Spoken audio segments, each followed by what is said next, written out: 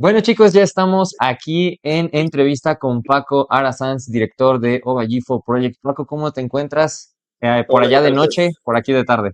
sí, bueno, aquí de noche, no muy de noche, son las 10, que es una hora aceptable todavía, pero la verdad muy bien, encantado de estar en el programa, en vuestro programa, que es súper interesante. Entonces, nada, os agradezco lo primero, porque gracias a periodistas como vosotros y como gente que se preocupa por el cine independiente existe también. Así Así que es. Así gracias por atendernos a nosotros. No, gracias a ti. E igual aprovecho la oportunidad en nombre de Radiance, a Cinedot por la oportunidad que nos brinda para este tipo de proyectos. Este es el primer programa y es un honor Qué bien. empezarlo contigo. Así que pues vamos a dar inicio. Me gustaría que primero pues te presentaras ante la audiencia. Hay gente que ya Ujú. te conoce, seguramente por el revuelo que ha tenido Ballifo Project y si no por los éxitos que has tenido también como con Puertas, que fue uno de los cortometrajes que ahí estuviste involucrado. Así que te dejo la palabra para que te presentes. Bueno, soy Paco Arasán, soy creador, director, productor, guionista, y yo me considero un kamikaze filmmaker, ¿no? Es como todo corazón, me lanzo a los proyectos y así como a muerte hasta que los saco adelante. De ahí han nacido Puertas, La Huida, una serie que hice hace también en 2008 de una suegra que se comía, una madre que se comía a los novios de la hija, que Ok. esa era documental familiar. y, y sobre todo Ballifo Project, que ha sido mi primer largo como tal, que aparte es una grandísima experiencia porque ha sido muy, muy experimental y la verdad que hice lo que me dio la gana, hice lo que quise con él. Pues mira, para romper un poquito el hielo, ahorita que nos hablas de toda tu experiencia y que has tenido, dentro de una película, ¿cuál es el rol que más te gusta? Y por su contraparte, ¿cuál es el que menos te gusta? Pues el que más me gusta es dirigir, bueno, el guión me encanta, dirigir, dibujar las escenas también yo hago un poquito, hacía un poquito de cómic, entonces bueno, me encanta dibujarlas, pero lo que más me gusta es dirigir, ver cómo se va construyendo la escena. Ok, Lo que ok. menos, quizá la producción, porque como son proyectos pequeños, te tienes que encargar un poquito de todo y la producción es, igual que dirigir y escribir es la parte creativa, la producción es la parte terrenal, ¿no? Es como la lucha de Quijote con El Sancho límite, Panza, ¿no? ¿no? Sancho Panza, sí.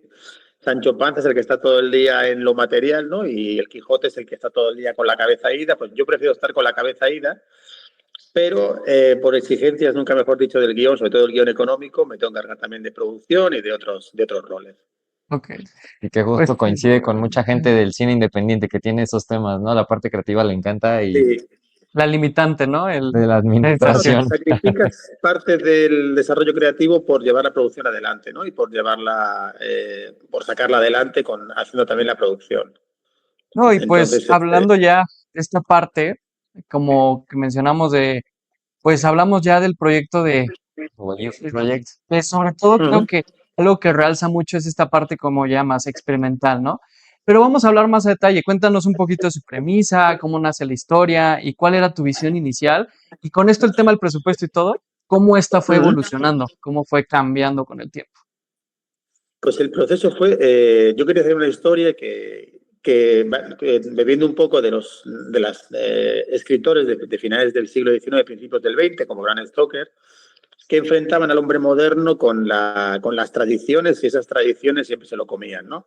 Con las creencias ancestrales, es muy típico desde esa época.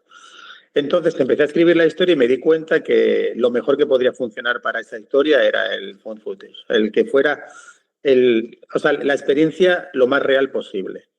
O Sí. sea, creo que precisamente el hacer un cine más cuidado, que a mí me encanta, el cine de claroscuros, en la línea un poco más tradicional, más de cine clásico, mataba un poco la idea, a mi modo de ver, ¿eh? Eso fue Sí. mi Y el visión. guión, cuando lo planteaste, se escribió con la idea de que el lenguaje de cámara fuera así, en Font Footage, o Sí, inicialmente tenías otra 100%. idea. Ok, No, no, ya cuando imaginé la idea, la imaginé así. ok. De hecho, la propuesta era precisamente esa, ¿no? Que fuera una experiencia tan real que, que saltásemos todos los límites de lo que es la estética. De hecho, el audio raspa, la imagen raspa, hay partes que no se ven, pero es que cuando tú grabas un vídeo de boda o cuando ves gente que está grabando el bombardeo de Ucrania, no siempre se ve, o sea, la onda expansiva tira la cámara. O sea, lo Claro. que no es Totalmente. normal es que estés en un bombardeo y de repente estés grabando con trípode, ¿no? Y Sí, y con sus luces, y eso es lo que no es real. ok. Entonces, Claro, sí, es una eso. pelea el tema de la realidad versus la estética. Sí, Sí, por sí. supuesto, y además también lo que quieres contar, ¿no? Que en eso también hay una relación muy, muy interesante. Tuvimos para la audiencia el placer Ujú. de ver con antelación la película para poder hacer esta entrevista mucho más interesante y profundizar en estos tópicos que tiene. Y en la película, que no es spoiler, se menciona bastante a la Bruja de Blair como inspiración para los personajes dentro de la historia. Y Ujú. pues quiero aprovechar y preguntarte, además de La Bruja de Blair, ¿tuviste alguna otra película que te inspirara para hacer este proyecto? Hay muchísimas, pero bueno, una que me encanta, que es la que resucitó el género zombie, que ahora viene la tercera parte, creo que es, Sí, sí. 28 días después. Es Ok, 28 ok. días después, una película año 2000 que está grabada con una XL1, que era vídeo DV, o sea, ni siquiera era HD, o sea, Sí, era una barbaridad. sí, Claro, el sí. tipo la grabó con 1 millón de libras, ¿no? O sea, que 1 millón de libras con la XL1, la cosa mejora. Claro. Pero Danny Boyle hizo un trabajo increíble. Es que Y fue hablando impactante. de eso, creo que algo que fortalece la estética de tu película es el uso de cámaras, pues vamos a llamar, por lo que se ve iPhones, cámaras, pues La Sony, o sea, GoPro, por ejemplo. sí, la GoPro. Eso es, creo que, pues es parte de lo que se nota la inspiración, vamos a llamar, ¿no? En ese lado. Es Y, que me peleé con el fotógrafo porque el fotógrafo quería el fingir que fuera, lo grabas con la cámara 4K y luego le metes filtros para que parezca GoPro. pero la Pero yo creo textura que no no es es. lo mismo, no es igual, no es igual. Es verdad Claro. que la cámara GoPro es más ciega, lógicamente, pero te da una visión, de hecho la he utilizado también para la nueva película. Ok, Es una tirada estética más clásica, pero como hay unos protagonistas que son influencers, he metido la GoPro como parte de meter al espectador dentro de la película, porque la visión de la GoPro es de videojuego, sí, sí. totalmente Completamente. inmersiva. Sí, Entonces, eso no te lo da, no te lo da ni la red ni ninguna otra cámara. Le puedes poner sí. los filtros que quieras, pero la verdad, en mi opinión, la verdad huele, sabe, o sea, hay algo Sí. Sí, distinto no de es la la verdad misma a lo sensación, Sí, ¿no? ficcionado, ¿no? la textura, la calidad, sí se nota. Al Sí, final, aunque busques ensuciar la imagen, se va a notar que es de otra calidad. Y con esto, pues creo que otra de las cosas que nos sorprendió mucho en conjunto fue la parte cultural, que mezclas esta uh-huh, parte como de las creencias y dentro del crew está uh-huh, mucho, por lo que veo, hay una cuestión multicultural, trabajan muchas 100%. personas de diferente cultura y hubo desafíos, hubo complicaciones al final porque cada quien tiene como una cultura diferente y en este caso si los hubo, ¿cómo los manejaste, cómo los superaste como director? La verdad te voy a confesar que fue un rodaje fantástico. Todo el mundo estuvo por la labor. Allí nos mezclamos todos, blancos, negros, rosas, amarillos. Dio igual color, dio igual cultura. Lo pasamos bien, también lo pasamos mal porque eran horarios muy largos, era muchísimo trabajo en un espacio de tiempo muy, muy corto. Pero la verdad que problemas de convivencia, ninguno. De hecho, la gente se fue encantada del rodaje. Ya sabes que los rodajes o te matas o te adoras, ¿no? Entonces, en este caso, todo el mundo salió enamorado de unos de otros, entonces yo encantado. La verdad. Fue un súper buen rodaje en ese sentido. Y ahora que nos mencionas que el rodaje pues llevaron jornadas muy exhaustas, Uh-huh. vamos a llamar de noche, me imagino que fueron los Sí, sí, rodajes casi todo nocturnos. nocturno. Pues ahora, para romper un poquito también esta parte de tensión, el crew, tú llegaron a, pues digo, al final están tratando como un tema De los de los rituales y rituales. todo. ¿Llegó a pasar alguna anécdota paranormal, algo así? A ver, os cuento, el ritual es real. Ok, Yo, de todos modos, diseñé un ritual basado en rituales reales, pero le metí algunos toques para occidentalizar lo que fuera basado en el vudú, en el judú y en la santería, que quizás partes más cercanas de nuestra cultura, ¿no? Pero resulta que Siberú Sar, que es el actor senegalés que hizo de chamán, sus ancestros son chamanes en Senegal. ok, Mm. Entonces el tipo empezó a hablar de cosas que en todo esto en Wolof, en su propio idioma, porque yo quería que el ritual fuera un Wolof. De hecho, no lo iba ajá, ni a subtitular, ¿eh? Mi idea original era que Se fuese, que te mantuviera. sintieras. Claro, porque la verdad es que tú en una situación real, a ti no te van a poner subtítulos. O sea, lo vas sí, a sí, vivir así. Pero es verdad que bueno, yo creo que ayuda a que la película fluya un poco mejor el tema de los subtítulos para que la gente participe más, si no se desconectan. Pero la experiencia fue increíble porque el tipo, yo de hecho mandé el ritual a amigos míos senegaleses. Había gente de Senegal en el ritual, o sea, en el rodaje, en el crew, que se quedaron pero alucinados del ritual. Y es verdad que se empezó a mover una energía un poco extraña, ¿no?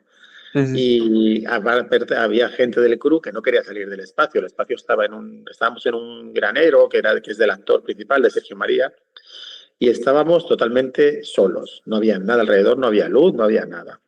De hecho, era al final de un pueblo, pero sin luz, Sí. nada. Y no querían salir me acuerdo que había que cambiar, creo que unas pilas de la cámara o tal. Nadie quería salir. Había cierta tensión ahí. Pero bueno, luego es verdad que el propio ritmo de rodaje eliminó un poco los terrores y ya. Pero sí que hubo un momento como un poco tensillo, porque es verdad que Siberú improvisó, pero improvisó de una forma real, porque canalizó el ritual de tal forma que empezó a meter palabras, lugares, nombres de brujos de Senegal y, o sea, brutal. La verdad, fue una experiencia increíble. Claro. Y tú en esa parte, o sea, en ese momento que tú estás obviamente en la parte de dirección, ¿cómo se sintió en esta parte del ritual? Estaba este momento donde, pues para mí es súper impactante, se siente súper real. ¿Cómo fue? Digo, al final uno lo ve detrás de cámara, pero ¿cómo fue filmar? ¿Cómo fue estar tú a la cabeza y ver en ese momento la escena? ¿Cómo se Yo estaba vivió? maravillado viendo cómo se iba desarrollando, cómo la propia escena iba tomando su propia vida, ¿no? Vale, tú tenías Claro. una escena trazada y de repente la escena se empieza a desarrollar hacia otro lado, o sea, en la misma dirección, pero con un sentido mucho más profundo. Entonces, para mí fue una experiencia increíble ver cómo como casi la verdad bajaba a la escena, ¿no? Era como, fue brutal. La verdad que el momento de Siberú fue uno de los más impactantes del rodaje. Y eso es muy bueno, porque además como director, pues encargarte de esa parte en los actores, creo que algo muy bueno que les diste al talento fue darle esa libertad en la improvisación y creo que hace que se note la película pues mucho más viva en ese sentido.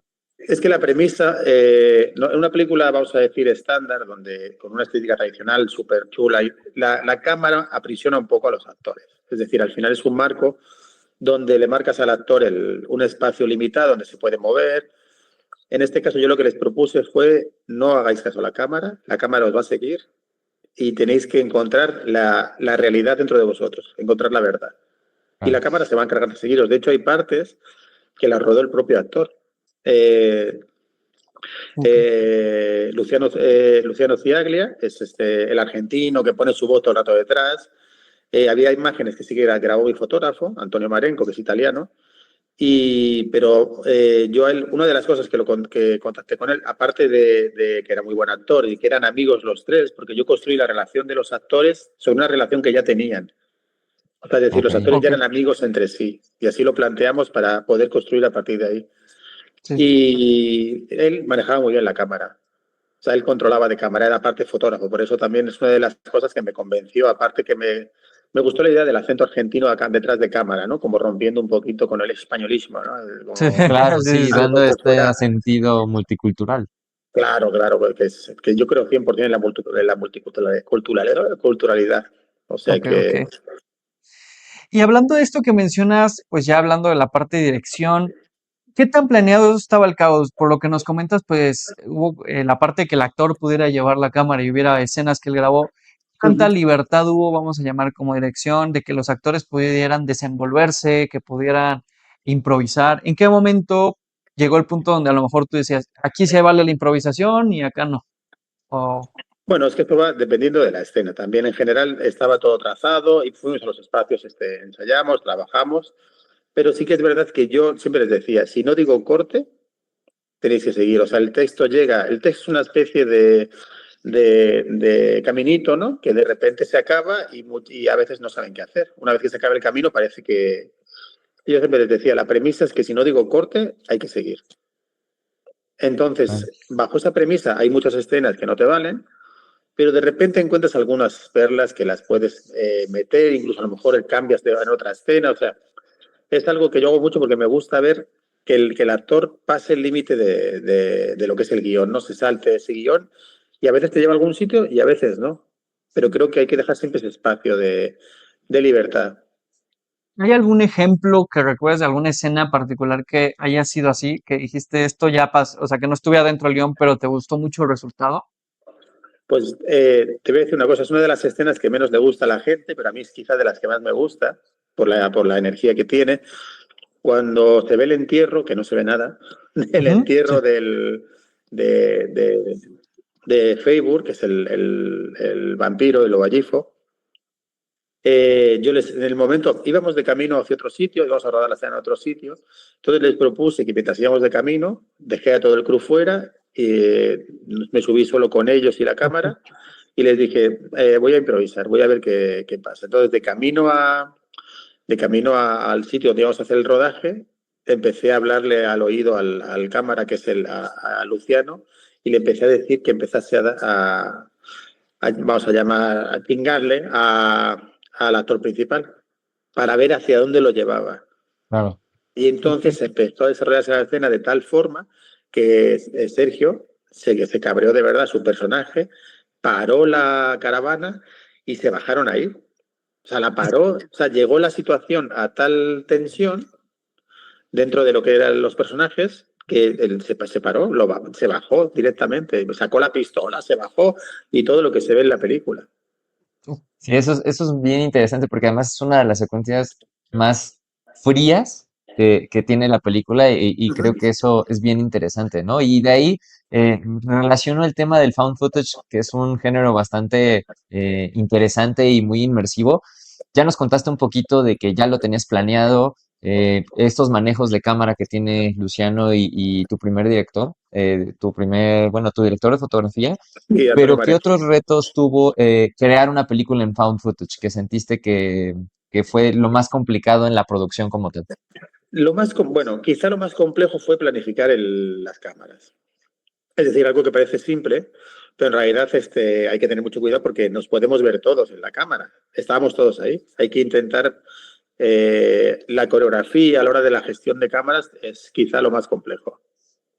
Pero quizá eso es lo que le da a la película la visión de realidad, porque aparte, desde guión están justificadas todas las cámaras y a la hora de ejecutarlos, cuando se ve el micro es porque el micro lo hemos metido en escena, por ejemplo, durante el ritual, porque lo lleva María, la actriz. Mm. Es Sí, sí. decir, todo lo que está en escena pertenece a la escena, no hay nada que se nos haya ido. Por suerte no existe la escena del reloj del gladiador, ¿no? De Gladiator, pero, Sí. pero quizá lo más difícil fue el manejo de las cámaras y mantener el que no se nos viera todo el crew. Por supuesto, y que además cuidar esta parte del caos, ¿no? O sea, que esa parte caótica que transmite la película pues, no se viera dentro de cámara. ¿Qué tal fue la coreografía y la planeación en el tema de fotografía? Uh ¿Qué -huh. tan complicado fue planear eso con tus directores? Bueno, con Luciano fue fácil porque en realidad él siempre estaba, su cámara siempre estaba mirando, era la cámara principal y era bastante fácil. Y fue más complejo con el tema del iPhone de Siberú, con la GoPro, con los celulares de los actores, ahí fue más complejo. Pero realmente una vez que entiendes la mecánica y lo trazas, ya si el trabajo funciona, va fluido, que creo que es como fue además. Una de las preguntas que más me nació al ver este proyecto, y creo que es cómo Julio se va desmoronando, cómo por unos momentos su visión, su proyecto se ve como condicionado y Uh pues -huh. esa de sacarlo, ¿no? ¿En algún momento tú en este proyecto sentiste que todo se desbordaba, que en algún momento a lo mejor no se iba a hacer, o afortunadamente pues tuviste la perseverancia de decir, se tiene que hacer porque se tiene que hacer? No, mira, la verdad fluyó muy bien, sinceramente, o sea, fue súper bien, rodamos muy rápido, fluía muy bien con los actores. Claro que Julio es una pequeña proyección de mí, ¿no? De ese miedo a no llegar a las cosas, del miedo a no poder concluir el proyecto, esos miedos siempre los tienes. Lo que pasa es que a mí me pasa también cuando viajo, ¿no? Antes de subirte al avión, estás como, no, ¿ahora qué pasará? Y una vez que te subes, Sí. ya Sí, ya estás todo Ya, dentro del fluye. ya viaje estás en el y vuelo. sí, una vez que estás en el viaje, no sé por qué, de hecho, yo me acuerdo mucho de la película de Shakespeare in Love, cuando le preguntaban por qué salía adelante siempre el teatro, y dice, pues no sé, es mágico, ¿no? Siempre acaba saliendo adelante. Esa es la Sí. sensación que yo tengo, que una vez que te subas al proyecto, de hecho ha sido mucho más duro el otro proyecto, y nunca tuve dudas que se fue a realizar. Y ha sido durísimo, con rodajes eternos, más días, un frío de muerte, porque en Burgos hacía un frío de -3 grados. O sea que, y aún así no tuve dudas, ¿eh? Una vez que estás arriba, yo creo que si dudas mueres. Sí, sí. Sí, Muy se queda bueno. en la duda, ¿no? O sea, llamarlo. Y otra de las cuestiones más en la parte de dirección de foto fue cómo abordaste este tema de la iluminación. Digo, Ujú, se nota que hay muchas secuencias que son iluminación natural, se nota que ujú. mantienes como esa esencia, pero desde la planeación, ¿cómo fue? Desde un inicio dijiste, quiero que todo se vea luz natural, o en algún momento sí dijiste, vamos a usar fuentes diegéticas, o cómo manejaste esta parte. A ver, en su momento, antes de llevar el proceso al inicio, pasas por diferentes etapas, pero claro, siendo honesto, da miedo hacer una película así, porque vas un poco contracorriente de lo que se está haciendo, ¿no? Sí, completamente. Entonces, digo, se tiene que ver, pero no se puede ver como si fuera iluminado, con un set. Entonces empecé a investigar, vi que GoPro, concretamente GoPro, tiene una luz que se coloca encima de la cámara, que es brutal, que tiene una potencia increíble. Y con la luz de GoPro y luego conseguí otras luces para la cámara y pensé que la propia luz de la cámara, moviéndose con la propia cámara, le iba a dar la estética que tiene. De hecho, yo me metí solo en los invernaderos, que daba mucho miedo, porque no hay nadie a la noche, solo se escuchan ladridos de perros, me metí solo a hacer la prueba con la cámara. Estuve allí, sí, 15 minutitos, pero se me hicieron largos, ¿eh? Daba muchísimo miedo los invernaderos solos, y ahí fue como fui probando. De Sí, hecho, sí. aunque tuve que bajar la luz de la película para dar la sensación, porque a ver, hay escenas que se veían un montón con esa luz. Ok, ok.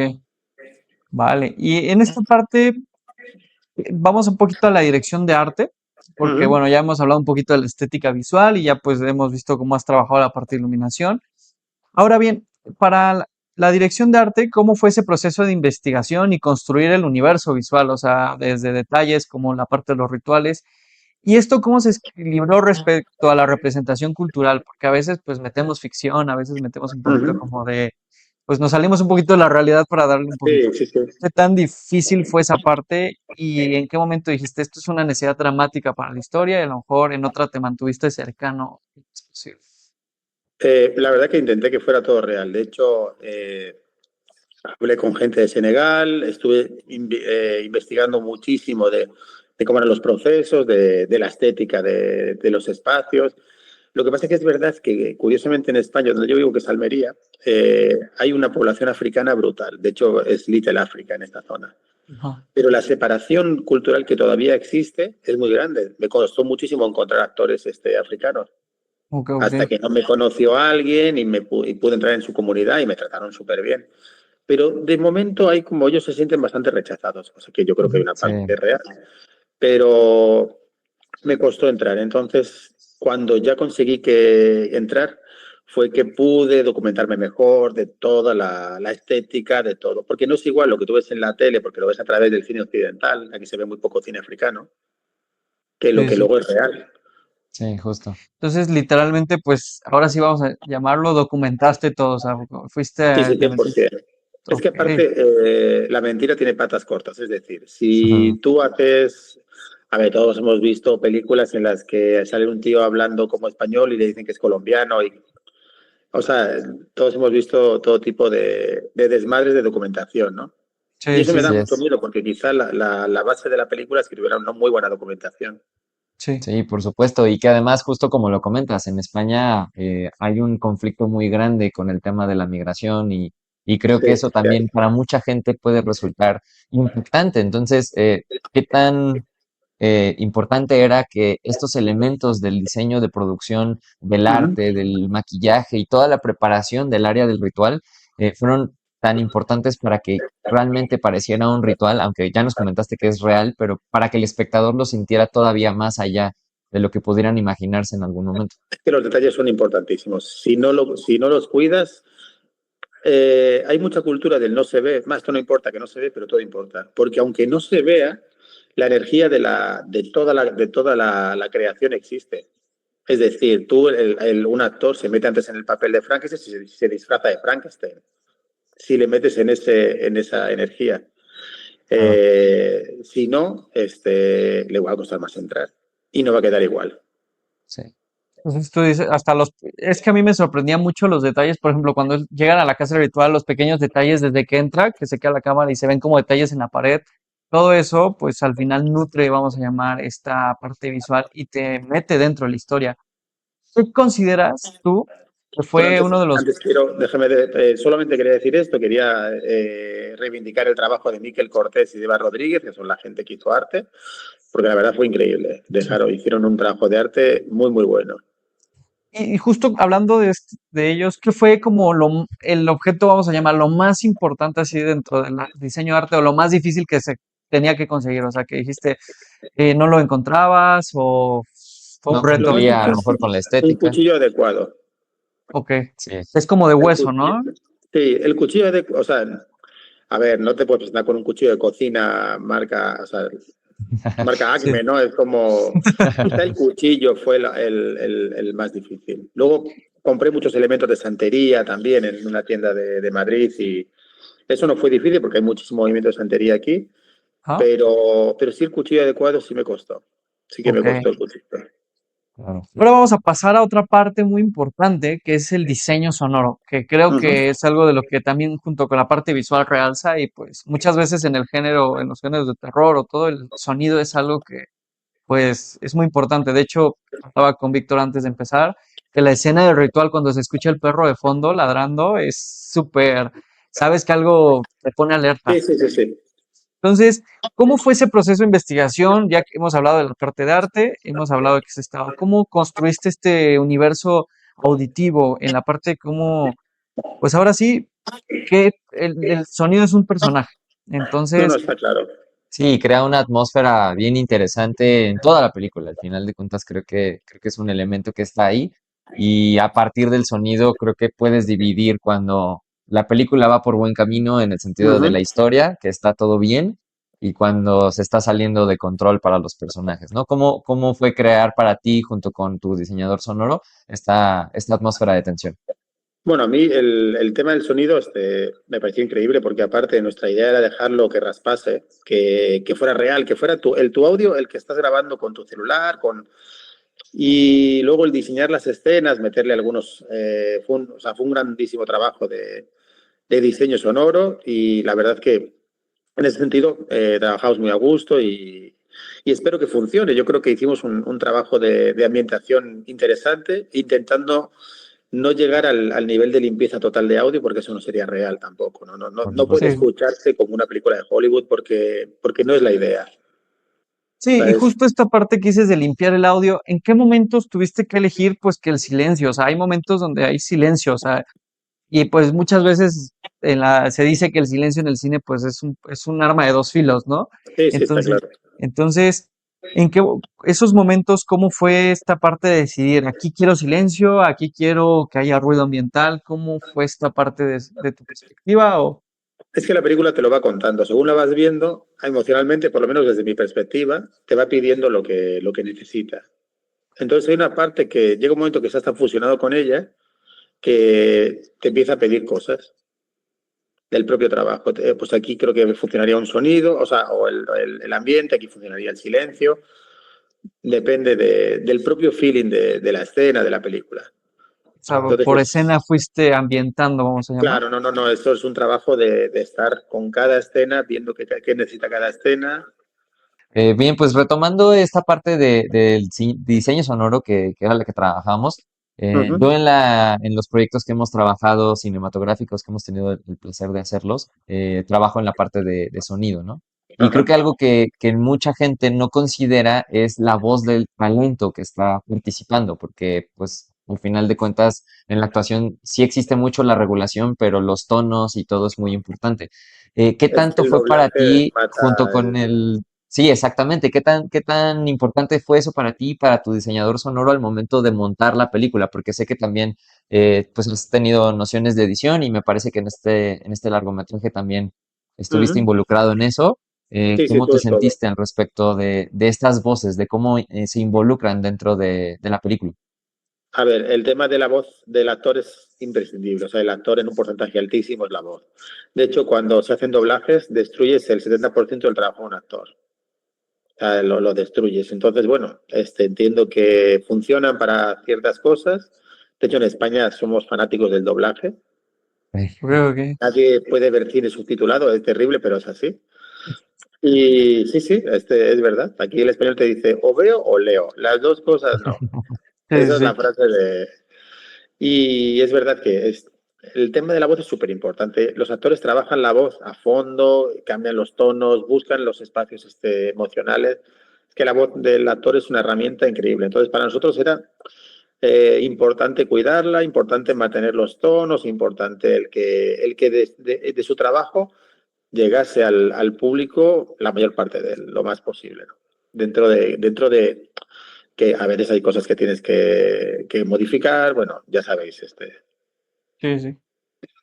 Y pero esa es la idea. ahorita justo tocando esta parte que mencionamos un poquito ya dentro del montaje, ¿qué tan, bueno, es que me imagino que hubo muchas escenas que se grabaron a cuatro cámaras, como el ritual, ¿qué tan difícil fue el montaje en la parte de decidir qué se queda, qué se va, cómo estuvo esa parte de, porque digo, al final pues es un reto, porque estás grabando, pues, por lo que se ve escenas a dos cámaras, entonces es, ¿qué funciona mejor y fue Sí, un reto? ¿Hubo escenas sí, que sí, sí, lo fue. cortaste?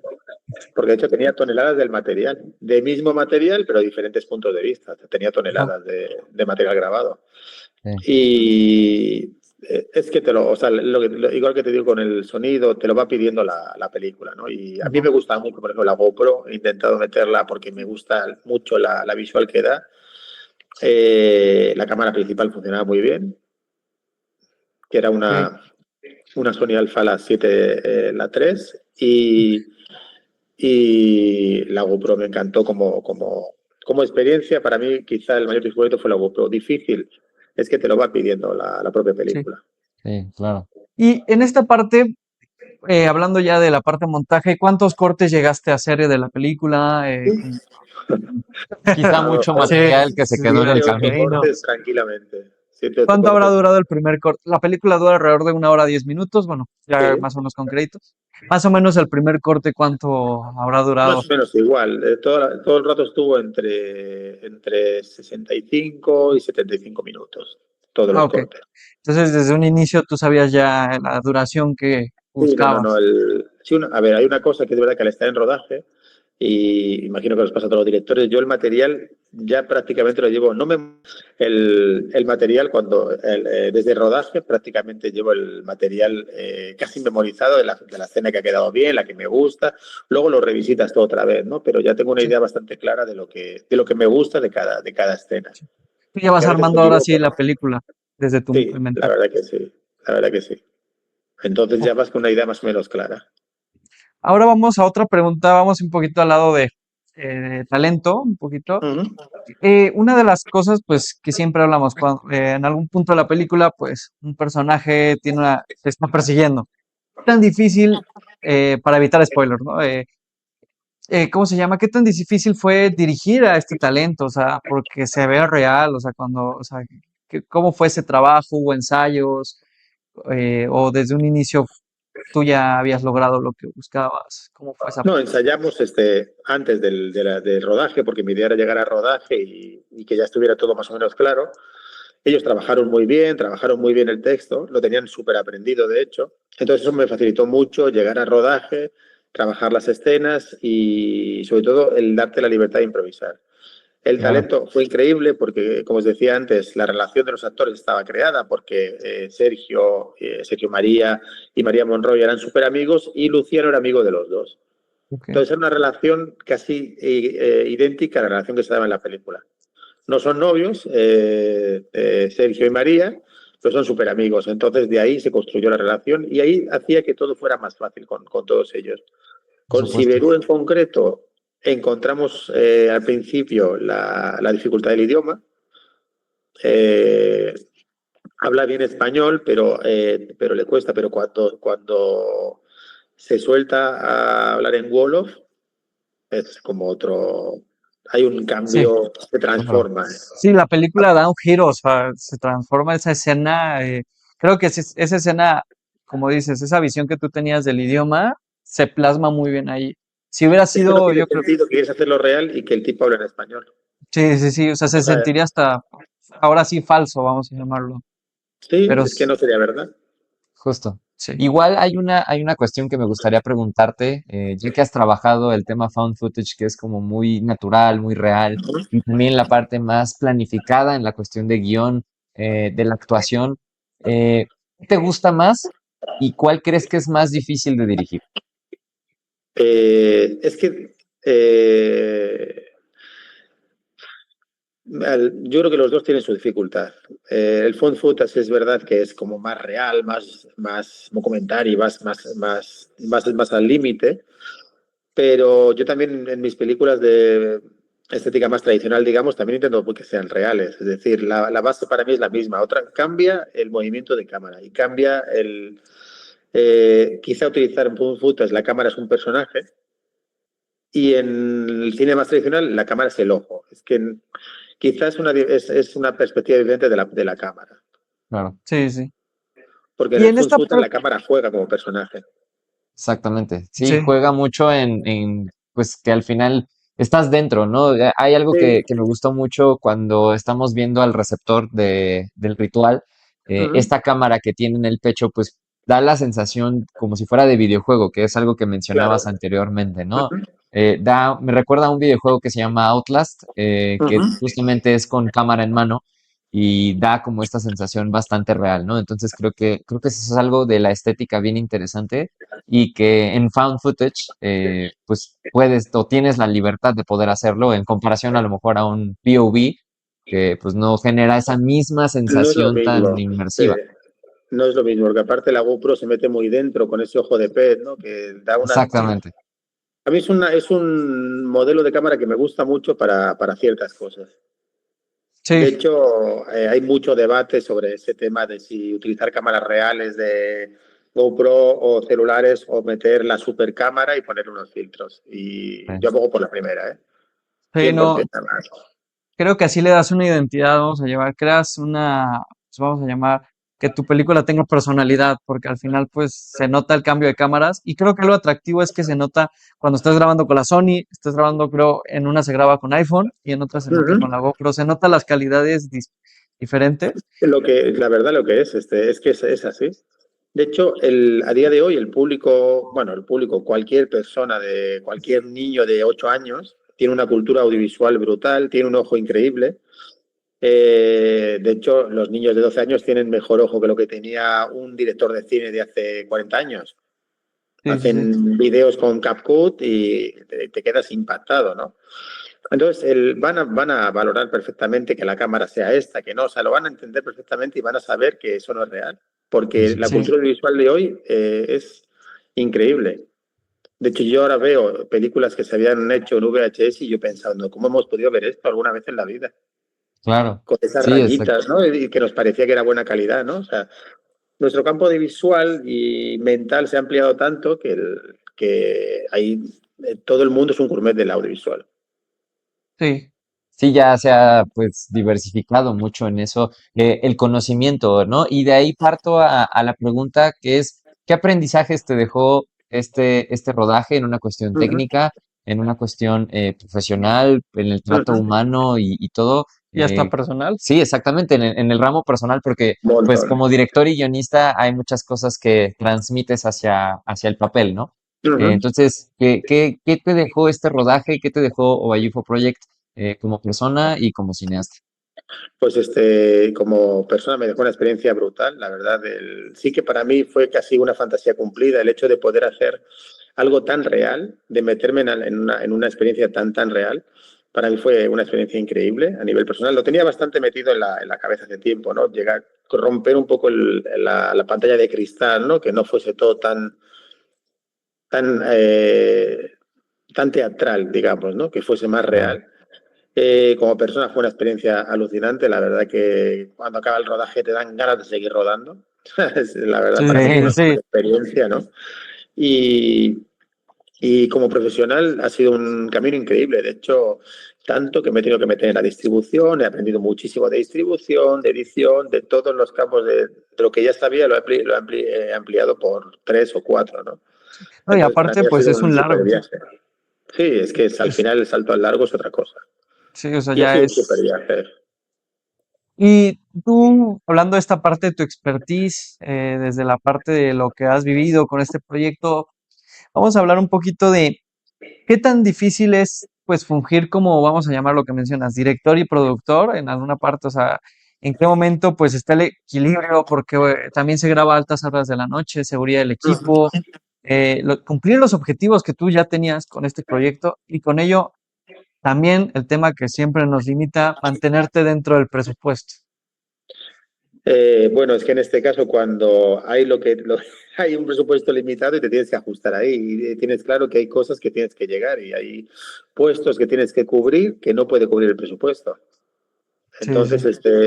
también he intentado siempre ser honesto. Con mi equipo siempre he hablado lo que había, siempre les dije lo que era. Nunca les dije, oye, vamos a tener tanto y vamos a tener hotel de 5 estrellas y no fue así.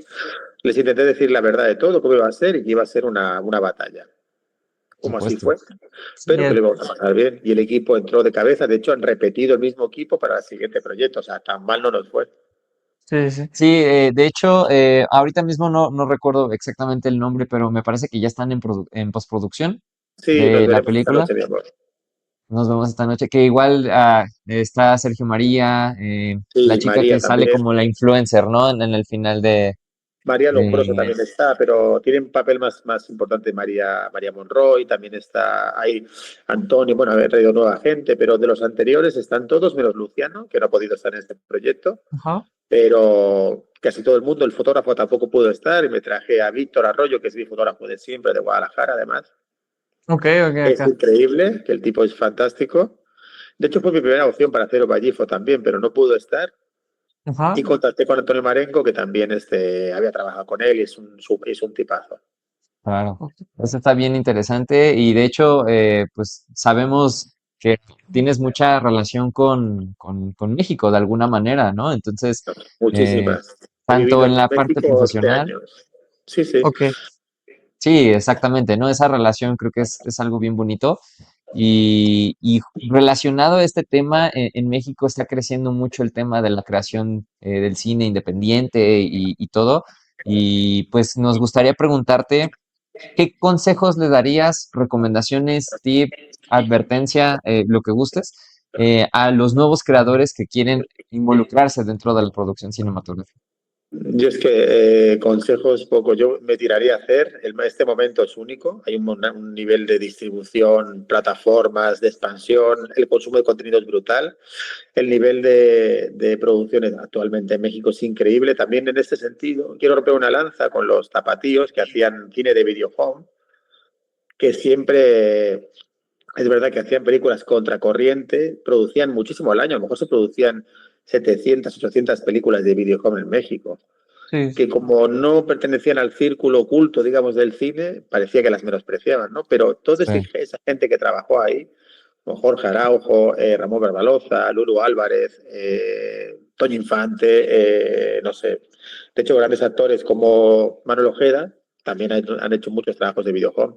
Y luego sí, los hermanos Almada, ¿no? Que son míticos, míticos. sí, así sí. es, sí son muy reconocidos en el Yo ámbito, ¿no? Y escribí eso guiones está, para los hermanos Almada y para Toño Infante y para... O sea, tuve el placer de que trabajasen en proyectos que yo escribí y toda esta gente es la que ha creado el cine. En este caso, Guadalajara ha crecido mucho a nivel de producción, pero Sí, sí, gran parte de eso es gracias a todo lo que se trabajó de videohome. O sí. sea, Y yo pediría que no se le dé la espalda al videohome.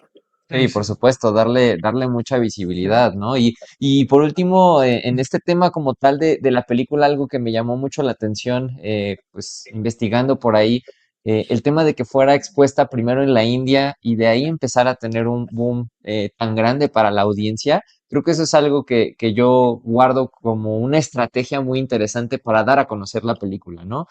No sé cómo te sentiste con esa experiencia de trabajar desde el principio con los mercados internacionales para que pues la película tuviera el impacto mediático que ha tenido hasta el momento. Pues yo te lo planteé desde el principio, te cuento. Yo pienso que una película pequeña como la mía necesitas inputs constantes para poder llamar la atención del público. Sí, Entonces sí que planteé, yo me acuerdo cuando yo le contaba a un amigo mío tapatío, oye, pues quiero primero estar en la India, el tío me mira como si estuviera loco. Sí, claro, sí, sí. Digo, me dice, pero la India, ¿para qué? Tal. No, bueno, porque la India es un gran mercado, porque lograr un input en la India puede hacer que crees noticia para luego volver a México o volver a España en este caso. La película es mexicana en sí porque la producción es mexicana.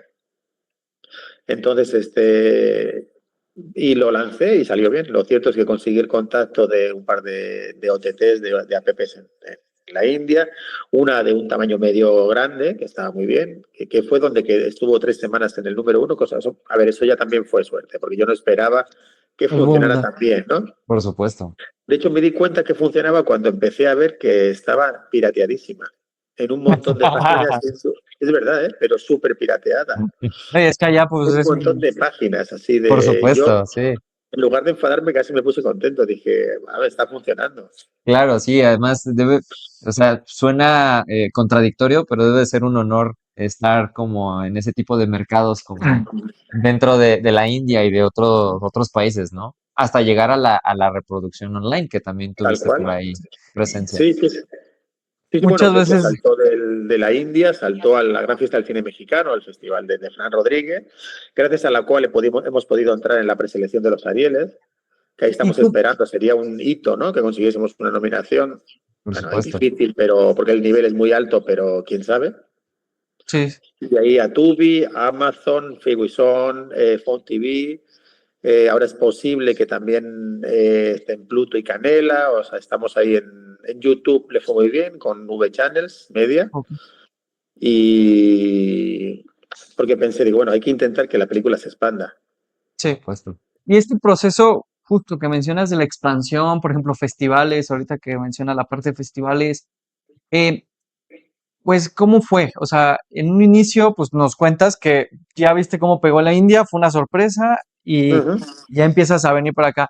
Pero en un primer inicio, ¿lo mandaste primero a festivales o desde un inicio dijiste, quiero que esto No, vaya a plataformas distribución, directamente. plataforma? De hecho, pensé que el festival como tal iba a entrar después, como así ha sido. Ha estado en algunos festivales y tal. Ahora seguramente estaremos en algún festival de la América Latina también.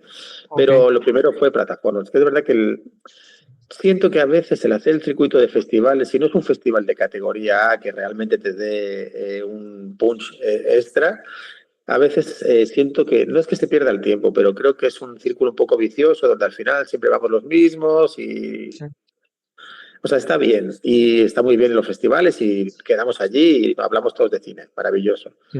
Pero creo que para una película pequeña como la mía, que no tiene un ciclo comercial claro, que tienes que estarlo buscando, el festival es una apuesta, sí, pero a lo mejor pierdes un año de la película Por supuesto. Sí, en sí. festivalear. No, y con ello que también justo que hablamos de esta parte, tú has tenido oportunidad de, no sé si hayas tenido oportunidad de filmar acá en México. Sí, muchísimas veces. De Eh, hecho, puertas, hay partes que están filmadas en México. En México he ok, hecho otro montón de cosas. Trabajé para Canal 7 de ok. Guadalajara. Entonces conoces muy. ¿Qué diferencias hay notables entre filmar en un país y otro? O sea, entre México y España. Por lo que he Uf, escuchado, qué sé que hay color, en España hay otro tipo de, como un mi poquito color. más riguroso, sé que hay otro tipo de Sí, cuestiones. Yo de rodaría en cuestiones de México siempre. permisos y todo, ¿no? En todo. Aparte, yo siempre rodaría en México. No, esto lo tengo que decir off the record. Que no, porque soy español y me van a echar a mí y a mis hijas del país. Pero yo rodaría en México ahora y siempre. Ok, Otra cosa que las circunstancias, a veces puedo rodar aquí, a veces puedo rodar allá. Ya, a ver, ya no soy un chavo, tengo 2 niñas y no me puedo estar pues moviendo. yendo a Sí, no México. tanto. Sí, Así puedo hacerlo, pero de una forma más controlada. Sí, Pero a mí México me encanta para rodar. La forma de trabajar del mexicano, a ver, el español es más estructurado. Los sí, equipos no están tan armados porque tú en México, mi experiencia, haces un equipo y la gente lo da todo. O sea, no, sí, el director de foto, si tiene que ir a traerte un café, lo trae, o el director mismo trae un café a quien haga falta, no hay problema. O sea, sí, la todos ley de sabemos que todo. todos le hacen a todos, a todos. Sí, y en España está es más estructurado. Ese tema somos un poco más rígidos. Es una claro, Sí, opinión, sí. ¿eh? sí, sí, Es sí, una no. Sí, opinión. esos estilos de Sí, producción son muy importantes porque al final creo que también eso se transmite sí, en los productos ya terminados. Y bueno, nosotros siempre hemos dicho que el tema de las producciones cuando se hace con amor, aun cuando ya esté en la edición y con toda la producción hecha, se siente y se transmite Sí, en las yo también películas. creo. Sí, Sí que es verdad que imagino que si tienes un super presupuesto, tienes que ordenar la producción, ¿no? Por Tienes supuesto. por 3 millones de dólares o 4 o 5 y necesitas que cada quien haga lo suyo. Pero en producciones pequeñas es casi un concepto de guerra de guerrillas, donde, sí, sí, sí. a ver, donde todos hacemos Completamente, todo, es que es así, no es el mismo nivel de producción. por supuesto. Sí. Y otro, ahorita que mencionabas que tienes dos hijas, ¿cómo ha sido esta parte de dirigir? Digo, al final, pues, el cine demanda tiempo, ¿no? O sea, al final, pues, te demanda, pues, ahora sí, días quizás de filmaciones. ¿Cómo, pues, has manejado esa parte? ¿Cómo? Pues a la mayor me la llevé al rodaje y le di una crisis, porque al día siguiente volvió, porque me la llevé un par de días, porque discutió con mi chica y le dijo que no quería volver al colegio, que ella quería trabajar conmigo siempre y que iba a dejar el colegio. Con Claro. 11 años, le digo, no, cariño. Ok, O sea, la verdad que fue una experiencia increíble. Estuvimos en Fort Bravo, que es uno de los sitios donde rodó Leone, El bueno, soy el malo y muchos spaghetti western. Nos dejaron estar allí de noche, entonces estaba todo el espacio solo para nosotros. Y Sí, fue eso una es experiencia brutal increíble, claro. estar ahí, esos, ¿no? esos espacios donde se grabó es donde, pues, nace también el Spaghetti Western, ¿no? Que es Tal donde, cual, pues, es donde se rodó sí, todo el spaghetti western. ok, Y sí, sí se son nota. espacios únicos, únicos, Sí, increíbles. Y luego los invernaderos, es verdad que este tipo de invernaderos solo están aquí. Ok, Con esa estética, con el plástico. O sea, es que Almería es un lugar increíble para rodar. sí, Y el equipo sí que se parece más al modelo mexicano. Bueno, yo la gente con la que contacté, con la que conseguí hacer el equipo, me fue muy bien. ok, La verdad que tuve un grandísimo equipo. está, pues, está muy bien. Pues de nuestra parte ya estamos por cerrar la entrevista. Agradecerte por el tiempo, por la Gracias a disposición, vosotros, la porque verdad. y contar de una forma diferente el tema de la producción, ¿no? Porque a veces profundizar en estos detalles y recordar ciertas cosas que se vivieron en rodaje y en preproducción también es un proceso muy lindo y te Sí, la verdad agradecemos que que hayas sí. abierto las puertas a eso. ahí también cuando esperamos que en próximos proyectos te estemos entrevistando y que Ojalá que sobre sí, todo ojalá que sí. desearte mucho éxito con los siguientes proyectos y todavía que este proyecto siga saliendo en más plataformas, que tenga una expansión y sobre todo, ahorita que nos contes un poquito los Ariel, que ahí los queremos ver y ahí vamos a estar para Ojalá, festejar. ojalá, a ver. Tendré que llamar a Siberú que me haga un ritual. Hablaré con el chamán para que Para vaya quedar. haciendo, No, pero sacrificando algún gallo o algo, porque va a hacer falta, va a hacer falta. no, y te agradecemos totalmente pues la disposición de responder. Sobre todo creo que fue una entrevista, pues tocamos muchos temas, muy variado. La idea es justo esto, que los que puedan ver, conozcan del proceso detrás de, o sea, muchas veces nos quedamos con la idea de cómo se hace una película, pero algunos que ya hemos, y tú lo sabrás, hacer una película no es solo grabar, es todo un Es un proceso proceso detrás, enorme. arrastrar, ahora sí, todo un proyecto y sobre todo como director, encabezar este tipo de proyectos y también como productor pues conlleva un reto. Y al final en el cine independiente, pues nos toca también, pues, como dices, batallas Todo el ahí. rato te toca batallas. Entonces, creo que esto es muy padre porque aquí estamos viendo como un panorama de tu parte, que conoces la parte en México, que has filmado Ujú. aquí, y también en España, y también puedes exponer cómo se graba y también cómo se trabaja un proyecto, tu primer largo, y sobre todo con una cuestión experimental que la verdad sorprende, tiene una estética muy buena. Y yo sigo diciendo, la escena del ritual a mí me Definitivamente. enganchó, fue algo muy, muy Es que es padre, muy muy bien. real, es muy, muy real. De hecho, Y ya te digo, llamar a Siberú para que nos haga un ritual para llevarnos el Ariel. sí. A ver si suerte.